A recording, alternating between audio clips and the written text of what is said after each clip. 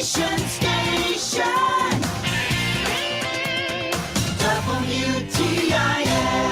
Welcome back to the WTIM Morning Show. I'm Avery Cooper. Glad to have you along. Your stream brought to you by Landmark of Taylorville, where you always do better with Landmark, and People's Bank and Trust, where they put people first. You can find those streams online on the TaylorvilleDailyNews.com Facebook or on YouTube at WTIM TV. I have State Representative Avery Bourne here in studio, or on the phone rather. Great to have you along, Representative Bourne. Hey, good morning. Always happy to be here. So the legislature might be convening here pretty soon for a special session. What's all about? Yeah, we've seen hints of this from the Democrats. They've hinted that we'll go back for session before the election, which is not normal. But they, of course, want to bring up topics that are politically motivating, they think, to their base. And so they're looking at further abortion legislation, particularly gun legislation. We haven't seen any details about the gun legislation. But I would tell folks, you may not be, used to the legislature going back this late in the game, but it could be happening. Stay vigilant and watch out. I'll, of course, keep people informed. But yeah, we'll be seeing that. I expect that it will happen as close to the election as possible so they can get maximum electoral advantage from it as they would see. You mentioned the fueling of the base, per se. What are some of the issues that Democrats will take a look at with this special session to, as you say, gain political momentum as they head into the election? Yeah, I think it would be smart for them to do something to tackle overspending in Illinois. I think it would be smart for them to do something to tackle taxes, things that are crime. Certainly, we've seen, Chicago state's attorney, Cook County state's attorneys had a ton of prosecutors leave because they're not able to do their job. She won't let them do their job. So they would be smart to tackle things like crime and corruption and cost of living, but they won't. What they're looking at is tackling abortion. Certainly, we haven't been back to the legislature since the Roe versus Wade decision, or I should say the Dobbs decision out of the Supreme Court, but they will want to do something about that. J.B. Pritzker promised to make Illinois the most extreme state on abortion, and he thinks that there's more that they can do. And so they'll be looking at doing something with abortion. I think they're trying to figure out what that even is. I don't know what else we can do at this point. And then following some of the shootings we've seen across the country, we've heard the Democrats want to do something about guns. We will see what that looks like. I haven't heard details, but those are the two issues they're going to try to campaign on: is abortion and guns, even though people can't afford their groceries and basic things right now. So I wish they'd do something, like I said, about crime, cost of living, corruption, but unfortunately they're going to stick to their social issues. A lot of what you just mentioned is part of what Republicans are pushing for as a whole with their package Reimagine Illinois. Could you provide a little bit more background on that? Yeah, I think that this offers Illinoisans the alternative. It is a package of bills that we have seen as tackling the biggest issues in our state. We've got everything from, like I mentioned, and like you said, anti-corruption reforms, cost of living and lowering taxes, making our state more competitive for jobs and economic opportunity, education, as well as crime reduction. I mean, we've got 5 main areas that we're looking at with substantive policy in there. These policies from the Democrats, we're just hearing that they want to do something.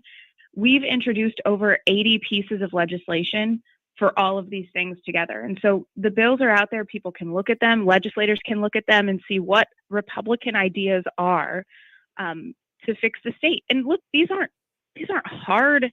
They aren't difficult policy solutions. Things like corruption, let's keep legislators from being lobbyists. Let's, with taxes, let's make sure that there's time before passing a tax increase so voters know, and that it would require a higher vote threshold to raise taxes. These are simple things that we could do easily with bipartisan support if Democrats let us vote for them. And I think it's a good reason that voters should take a look at who they're voting for in November, of whether they're willing to support common sense solutions like we've put forward in Reimagine Illinois. What kind of Well, let's stick to a couple of things that I know you really wish that the legislature as a whole would stick to and take a look at. First, one of the things you mentioned is the rising costs in the state. What is an example of a bill to reimagine Illinois that addresses the rising costs at the grocery store to anything else that's impacting your average Illinois family? Yeah, absolutely. We have a bill that would cap the sales tax on gasoline. And so Illinois is one of the few states that puts a sales tax on top of their gas tax. So it's double taxation in Illinois. That should be capped because it's a percentage of the price of gas. And so as gas goes up, that tax goes up with it at an expedited pace because it's a percentage of the gas. And so we should cap that, which would give folks at least 10 cents, if not more, a gallon relief at the pump immediately. We could pass that easily with bipartisan support if the Democrats brought it up. And that impacts rural Illinoisans especially, right? We drive a lot more than people in other parts of the state. But beyond that, Illinois is kind of double hit by inflation because we're already one of the most expensive states to live in when you look at cost of living because of taxes and other factors in Illinois. And so not only are Illinoisans battling inflation that we've seen, across this country because of policies at the federal level, we're seeing an increased cost of living in Illinois because of, the historic taxing and overspending in Illinois. And so we need to rein that in to at least put us on an even playing field with our surrounding states. And we've got to do something about economic development. After a downturn in the economy, Illinois is one of the last states to recover historically. So we've got to put Illinois back on the right track so we can at least keep pace with our surrounding states as we recover after this economic downturn. Is there a bill number that people can look at when they're talking about reducing or capping the gas tax and all of the other stuff that you just mentioned? Absolutely. So you can find all of the bills that are in Reimagine Illinois at reimagineillinois.com. And you can go and look at all of the topics, like I said, safe communities, no corruption, fiscal leadership, jobs and opportunities, education. All of those topics are on Reimagine Illinois, or you can go to my page, which is repbourne.com, and see the bills that I'm sponsoring. I'm one of the chief co-sponsors on that sales tax reduction for gas. Okay, one of the things that I know you're really high on is ending corruption in the state. That's something that I think everyone is really high on right now, especially when it comes to Illinois. What I wanted to know is, and I beg your pardon, my question is slipping from me, so I'm going to take a quick break, and then I'm going to come back and I'm going to ask you it. Sorry about that, Representative Bourne. Perfect. Sounds good. Train of thought slips. Yeah, it's Monday morning. So let me reintroduce you. That's State Representative Avery Bourne here on the WTIM Morning Show. Your stream brought to you by People's Bank and Trust, where they put people first, and Landmark of Taylorville, where you always do better with Landmark.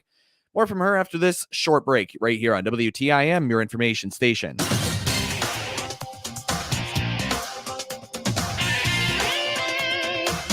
WTIM. Chip Flory here, inviting you to join the conversation as we tackle the current issues of agriculture every weekday morning at 10:06 on the Talk of Central Illinois, News Talk WTIM. I host AgriTalk, the nation's longest-running interview show dedicated to discussing agriculture issues with the newsmakers and include you in the conversation via our toll-free number. We're here weekdays mornings at 10:06. We are AgriTalk. This is a station editorial. I'm Randall J. Miller, station president. The word inflation is one we hear practically every day in the news. And of course, both political parties are blaming each other for it. Truth is, no matter where you go or what you buy, you're feeling its effects. I want to delve into the why we have the inflation rate at plus or minus 10% over the past year. It's simple economics, capitalism, and the marketplace. Reason number one of two.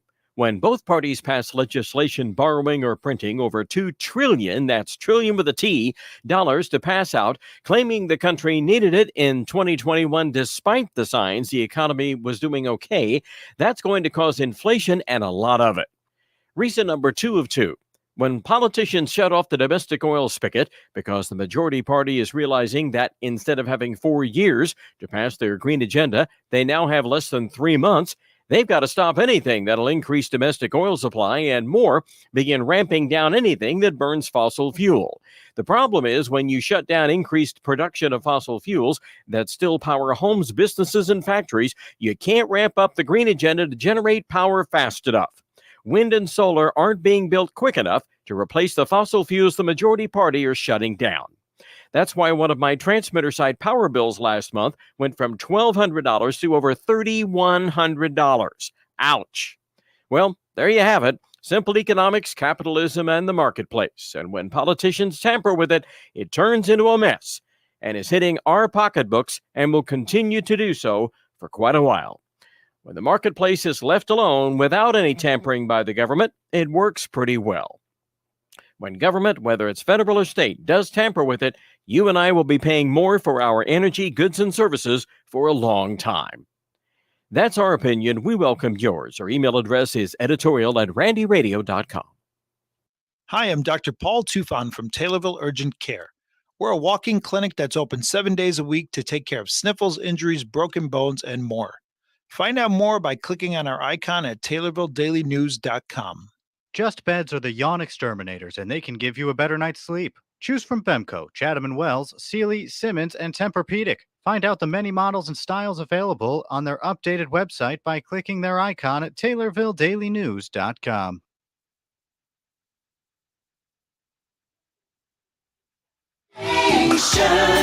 WTIM.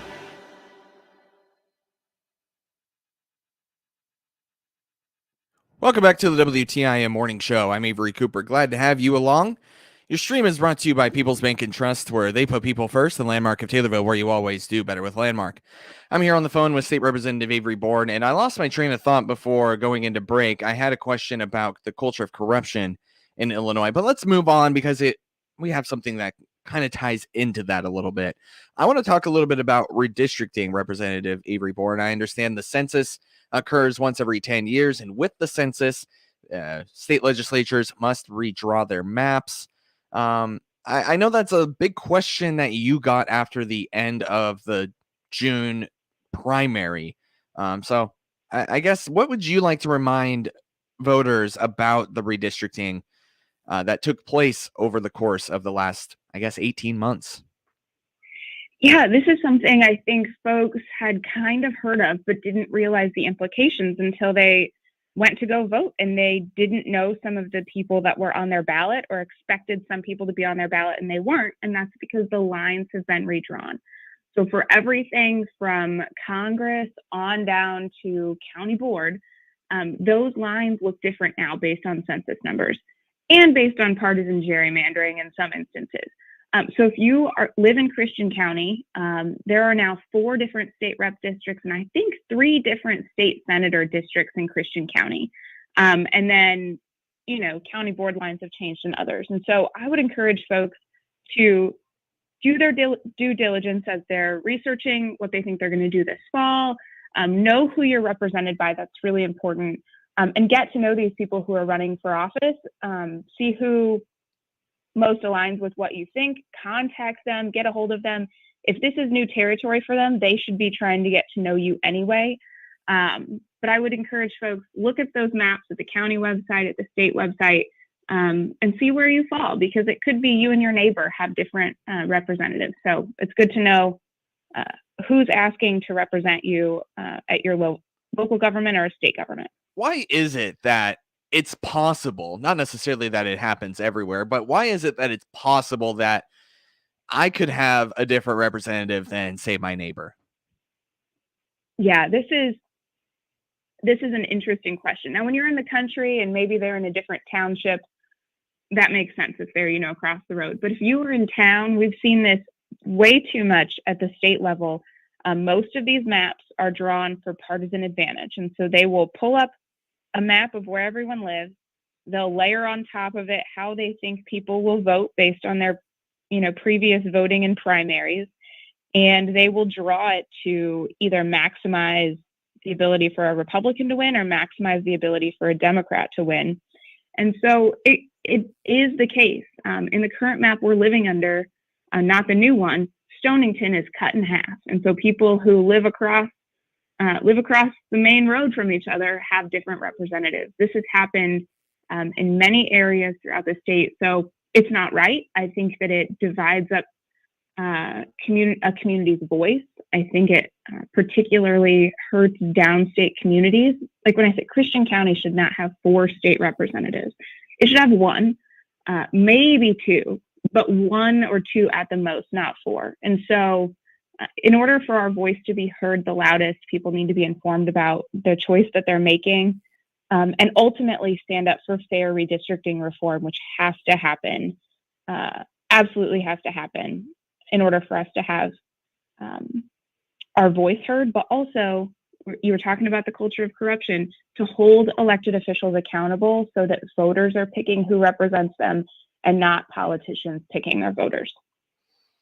How, and by the way, let's just back up just a moment and place a name on that process, and it's called gerrymandering, that you That's mentioned. Right. Just wanted to place that there.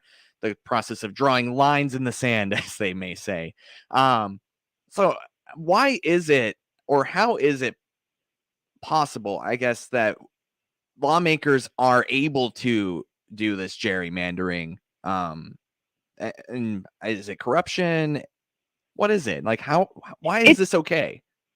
Unfortunately, it's legal in Illinois. So there are many states that require fair map processes, either to go through a commission or to have to follow certain guidelines, like to keep counties whole if possible, those kinds of things. Illinois does not have that. Illinois is one of the worst offenders when it comes to gerrymandering. And we've heard people like Barack Obama came to Illinois to speak about ending the process of gerrymandering. This is something that you'll find people from both sides, on both sides of the fence about it. This, like I said, it's legal. Republicans challenged the recent map because, in our view, it dilutes the voice of Latino voters. They split up and cracked and packed, in our opinion, Latino voters. And that should not be allowed, but the court upheld it because it's a pretty hard thing to prove that. And so we will be living under this map for the next 10 years if there's no other legal challenges. And I think that really does a disservice to the citizens of Illinois. Let's back up just a little bit. You mentioned a moment ago how Christian County will have 4 different state representatives. Is that right? Mm-hmm. Okay. So when a county has 4 different state representatives, what kind of impact does that have for the voice of those residents in that county? You have 4 different residents splitting up, or 4 different representatives rather, splitting up the 4 different areas of Christian County. So how does that impact those residents' voice? I think it really inhibits the county from speaking as a whole, especially with rural counties. It's important that policies and, things that the legislature does are looked at from a perspective of what will benefit the county. But we will have in Christian County, Morrisonville and Palmer will be in a different district than Kincaid and Edinburgh and Stonington, which will be in a different district than Taylorville and Pana and Assumption, which will be in a different district than, rural Christian County up by like Buckhart. And so these communities will only be speaking on their own behalf, right? Morrisonville will only be speaking for Morrisonville instead of for the entire county. And I think it'll split up the voice. I think it'll dilute the impact that Christian County residents are able to have. And ultimately this happened in, I think, over 50, maybe 60 counties in the state are split up, most of them being rural counties. And that's really a shame and shouldn't be the case. Anything else that you'd like to say before you go, Representative Bourne?